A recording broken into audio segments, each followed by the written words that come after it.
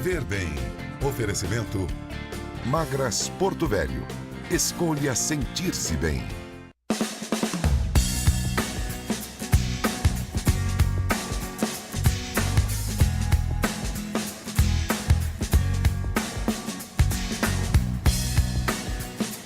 Olá, muito bom dia a você que nos acompanha sempre na telinha da SIC TV. Estamos começando mais um Viver Bem, um programa que fala de qualidade de vida.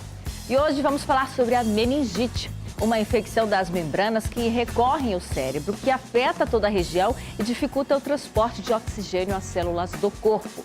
A doença provoca sintomas como dor de cabeça e na nuca, rigidez no pescoço, febre e vômito. Ela pode evoluir rapidamente, em especial entre crianças e adolescentes, para a perda dos sentidos, gangrena dos pés, pernas, braços e mãos. Esta doença preocupou muitos os pais recentemente, pois o neto do ex-presidente Lula acabou falecendo em decorrência desta doença. O nosso consultor para temas relacionados às crianças está aqui mais uma vez para esclarecer todas as dúvidas a respeito da meningite. Eu convido então o Dr. Walter Hitzky, pediatra. Tudo bem, doutor? Bom dia. Seja bem-vindo novamente. Bom dia a todos. Obrigado. A escolha desse tema, doutor, a gente imagina que os pais estejam aí sentindo-se preocupados. Nos consultórios, houve uma preocupação maior em relação ao caso, já que tivemos um caso nacional? Muito, né? Depois da morte do neto do ex-presidente Lula, a gente viu o desespero dos pais em relação a essa doença, né? A procura aumentou muito mesmo. Nunca houve uma eliminação da meningite? Não, ela praticamente é endêmica assim, em todo o país. Ela é o ano todo. Claro, tem períodos que aumentam, mas sempre por exemplo, aqui no Cosme Damião, no hospital, sempre tem casos, porém a população não fica sabendo, né? Acha que acontece acha que já começou um surto. Essa é a preocupação da família. Todo ano tem. Todo ano a gente tem casos de meningite, sim. E o que é a meningite? Então, a meningite é uma infecção, como foi dito, das meninges. Nós temos 3 meninges que recobrem o cérebro e a medula espinhal, né? E ela chega a infeccionar, inflamar, e isso vai decorrer os sintomas que nós vamos falar ainda. São muitos os tipos de meningite, doutor? O mais conhecido, né, pessoal, a meningocócica, né, que tem nas vacinas, no cartão, né? Mas tem por bactéria, tem por vírus, tem por fungo, como foi dito, tem por trauma e até por parasitas. Então são vários agentes que podem causar a meningite, né? Não só a bactéria. Muito bem, a gente listou então os 3 principais tipos de meningite, para o doutor comentar aqui e esclarecer para a gente. Vamos começar então pela meningite viral, doutor. O que é a meningite viral? Viral é o vírus mais comum que tem, assim, por exemplo, o enterococo no vírus, é aquele vírus que causa a gripe em geral, né? A algum momento ali ele acomete, ele chega na membrana do cérebro. Pode ser por alguma deficiência de imunidade do paciente, né? Alguma doença crônica, pacientes, crianças, por exemplo, que têm cirurgias pós-cirúrgicas de nível de cérebro, isso pode ter mais facilidade para ele chegar lá. Então o vírus, o gripe do vírus, normalmente ele pode causar meningite, sim. Toda criança que tiver contato com o vírus da meningite viral vai ter a doença, vai desenvolver a doença? Não. Isso aí é como se dizer, em algum momento ela abre uma portinha ali que ela vai desencadear essa infecção. Não tem, dizer assim, é uma fatalidade que acontece, né? Num percentual dentro dos casos, assim, uma média? Olha, é pouquíssimo, muito mais baixo que a bacteriana, né? Pode dizer assim que é 4%, 5%, é pouco, né? A viral realmente ela é bem baixa. Então, o segundo tipo de meningite, para a gente esclarecer para o nosso telespectador, é a meningite bacteriana. Que bactéria é essa, doutor? Então, as mais conhecidas, que as mais perigosas, na verdade, é a meningo C, a Neisseria meningitide, né? Uma bactéria que tem maior poder de gravidade nas meningites, né? Ela é muito grave, questão de 24, 48 horas, o paciente já pode ir a óbito, né? Claro que tem a pneumococo. A pneumococo é aquela bactéria que causa pneumonia, né? Também. Então, mas o que dá mais medo mesmo é a meningocócica, que inclusive está no cartão, está no calendário vacinal. Essa é a que a gente tem medo mesmo. Foi esse tipo que matou o neto do... Sim, exatamente, que é a mais fulminante, que dá pintinha na perna, né? E tem outras bactérias, por exemplo, uma bactéria que causa infecção urinária na gente, nas crianças, por exemplo, pode causar meningite também.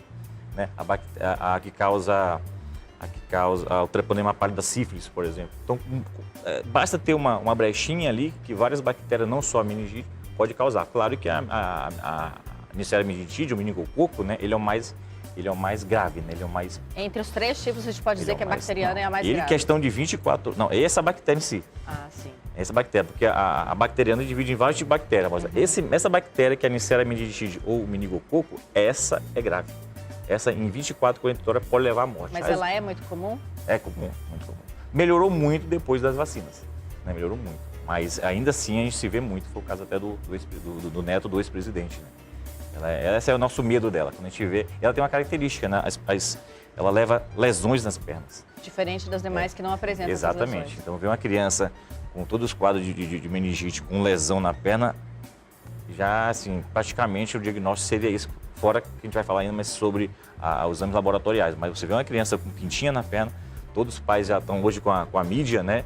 Já tem esse medo. A pintinha na perna pode ser uma meningite mais grave. Por fim, temos ainda a meningite fúngica. Explica pra gente, doutor. A fúngica, ela é, particularmente, eu nunca cheguei a pegar, ela é mais rara, né? Ela é mais rara. Vai depender muito da imunidade do indivíduo, né?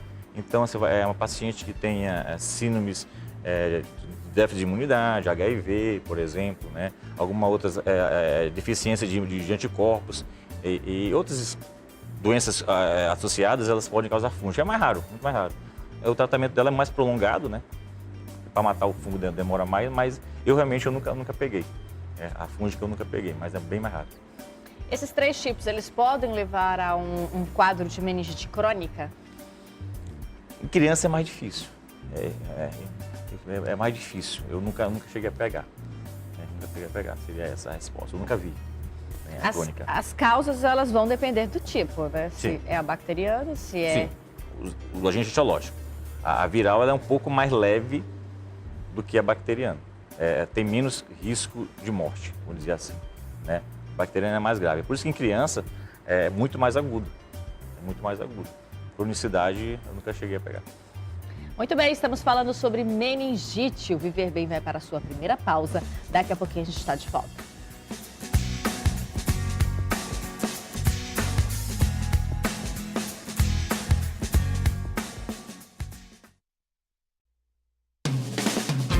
Viver Bem. Oferecimento Magras Porto Velho. Escolha sentir-se bem.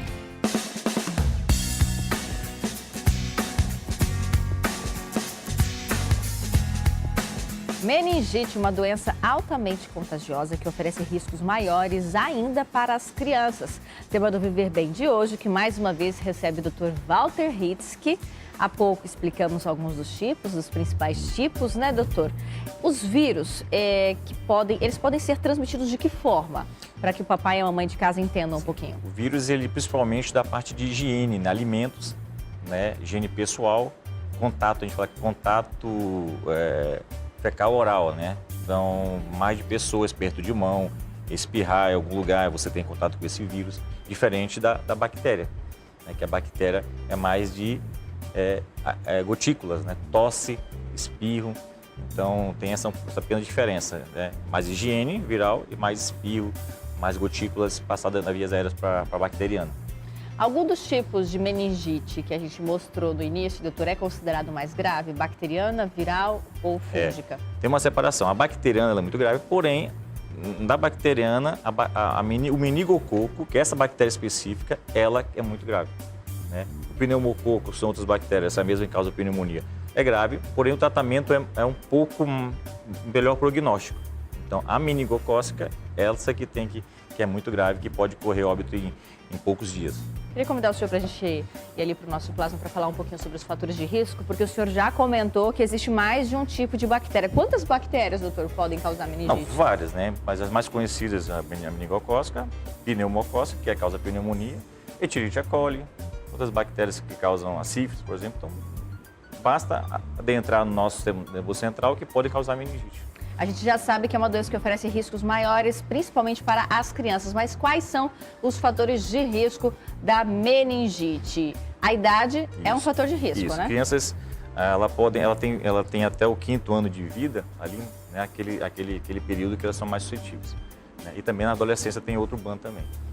Até 5 anos de vida, né? E cadê aqui? A da bacteriana das doenças geralmente atinge adultos na casa dos 20 anos. Então são dois focos, né?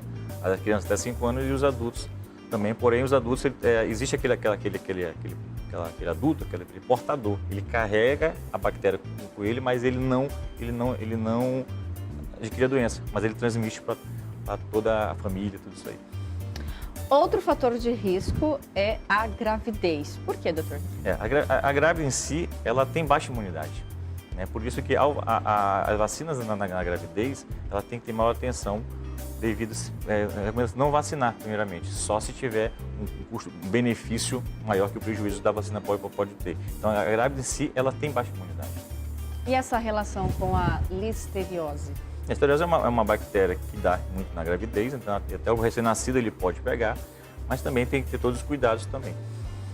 Certo. Outro fator de risco é a questão do sistema imunológico comprometido. Pessoas com baixa imunidade correm maiores riscos de apresentar meningite também, a exemplo de portadores de AIDS ou diabetes, como o senhor já até comentou. Isso, né? Se ela tem uma doença associada a isso, causa uma baixa imunidade, com certeza essa pessoa, essa criança, ela vai ter mais chance de adquirir a meningite devido ao sistema imunológico dela que está bem diminuído.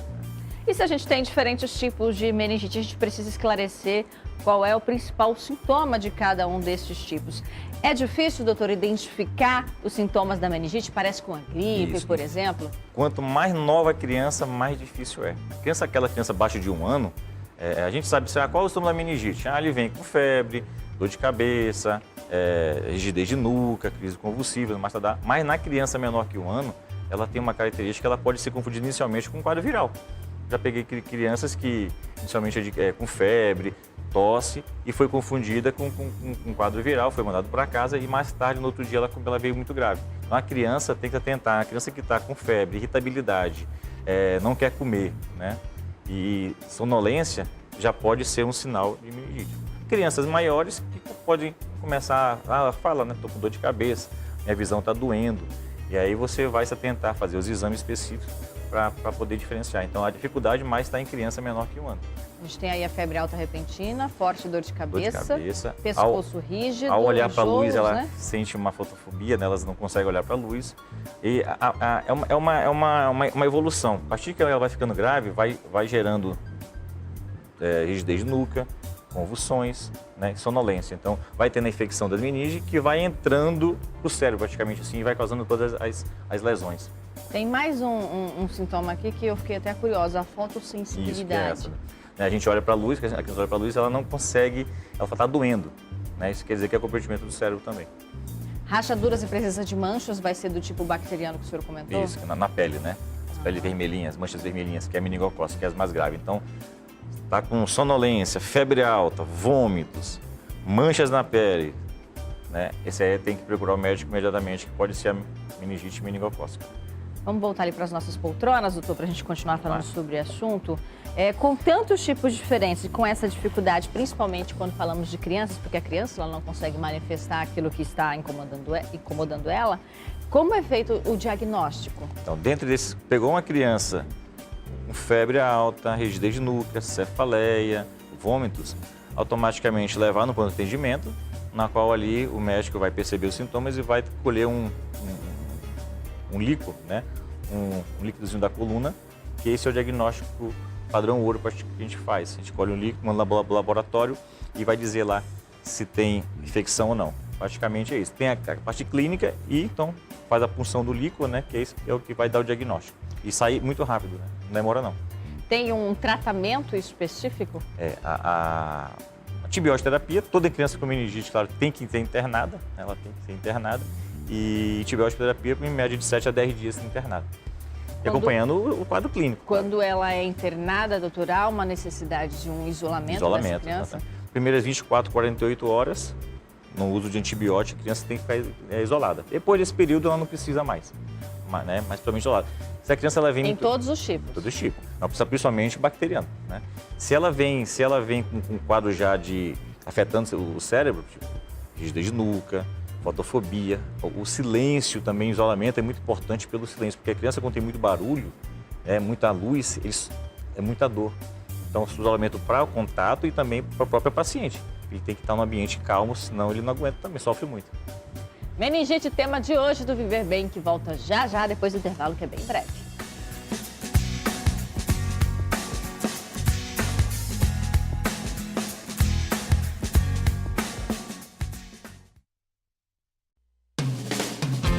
Viver Bem. Oferecimento Magras Porto Velho. Escolha sentir-se bem.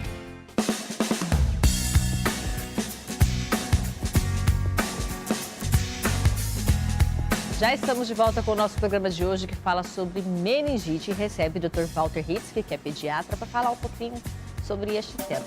Para você que ainda não entendeu o que é essa doença, a gente preparou aí um vídeo do canal Incríveis, para que você entenda o que é a meningite e quais são os diferentes tipos e as consequências desta grave doença. Vamos ver?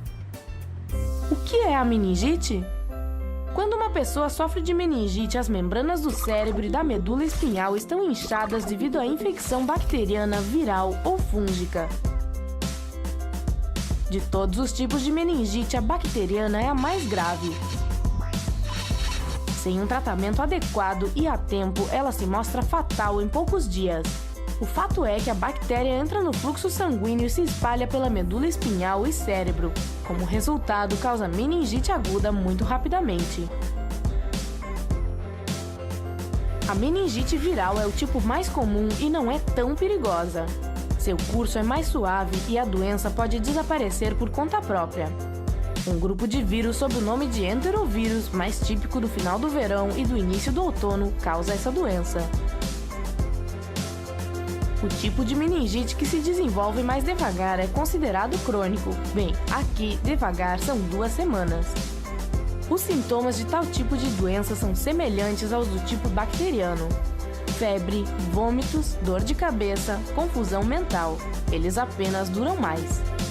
Todos esses tipos de meningite são contagiosos e a maioria deles é extremamente perigosa. Essa doença pode atingir qualquer um, mas alguns fatores aumentam o risco de desenvolvê-la. Ausência da vacinação necessária. Não falhe as vacinas. Existe uma programação especial de vacinações para crianças e adultos que deve ser seguida. Há também o fator da idade. Crianças menores de 5 anos são mais propensas à meningite viral. A meningite bacteriana geralmente é diagnosticada em jovens com menos de 20 anos de idade. As mulheres grávidas ficam mais suscetíveis a contrair meningite do que outros adultos. A morte fetal, o nascimento prematuro e o aborto espontâneo são terríveis, mas infelizmente cenários muito prováveis nesse caso. Outro grupo de risco inclui as pessoas cujo sistema imunológico está enfraquecido ou comprometido, pessoas com AIDS, alcoolismo, diabetes, entre outros. Além disso, pessoas com o baço removido devem ser submetidas a vacinações extras para reduzir ao mínimo o risco de desenvolver meningite. Não leve essa doença na brincadeira. Mesmo que não se torne fatal, as complicações a que essa doença pode levar são inúmeras e severas. Lembre-se de que se seu filho ou você tiver uma meningite que não seja tratada de maneira apropriada, existem chances muito grandes de ter danos neurológicos permanentes, como por exemplo a perda de audição, a incapacidade de aprender, convulsões, dificuldades para memorizar, problemas para andar, danos ao cérebro, falência renal e um choque que pode levar à morte. No entanto, se o tratamento for rápido e adequado, qualquer paciente pode se recuperar completamente. Assim como qualquer outra doença, a meningite pode ser transmitida por espirros, tosse, beijo, compartilhar escovas de dentes, cigarros e utensílios para comer. Siga essas precauções para prevenir a doença e não se esqueça de ensiná-las às suas crianças. Lavar as mãos. Se você fizer isso cuidadosamente, evitará que os germes se espalhem. Informe seus filhos para lavar as mãos com frequência, especialmente antes de qualquer refeição, depois de usar o banheiro, acariciar um animal ou passar algum tempo em um lugar público com muitas pessoas ao redor. Higiene adequada. Você deve definitivamente saber disso, mas separe algum tempo para explicar aos seus filhos que eles nunca devem compartilhar seus alimentos, bebidas e canudos, utensílios para comer, escova de dentes e cosméticos, especialmente brilho para os lábios. Manter seu sistema imunológico. Você deve fazer alguma atividade física regularmente, descansar o suficiente e seguir uma dieta saudável que inclua muitos grãos integrais, frutas e vegetais. Para evitar riscos desnecessários, se você estiver grávida, cozinhe a carne a uma temperatura superior a 73 graus Celsius. Não compre queijos de leite não pasteurizado. Esse foi só um resumo para a gente entender um pouquinho o tema de hoje. Doutora, se não tratada adequadamente a meningite, pode ter aí complicações graves? Muito. Somente a primeira preocupação é levar a óbito, né? A morte. E caso não ocorra, o que pode acontecer também, dependendo da gravidade da doença, a criança perder a audição, ficar com sequela neurológica, né? Não poder andar mais, sequelas motoras, visão, né? Perder a visão. Então essas são as preocupações maiores. Tem cura uma vez tratada? Sim, quanto mais precoce é iniciado o tratamento, né, a cura é praticamente 100%. Então, a maioria, sim, se não sendo a meningocócica, a maioria vai muito bem. Vacina, existe para todos os tipos de meningite? No momento a gente tem uns 5 subtipos, né? Na rede pública, o que temos é vacinação é meningo C. No Brasil, a meningocócica C, que tem na rede pública, ela engloba mais ou menos 75% das vacinas, das tipos de meningite. Né?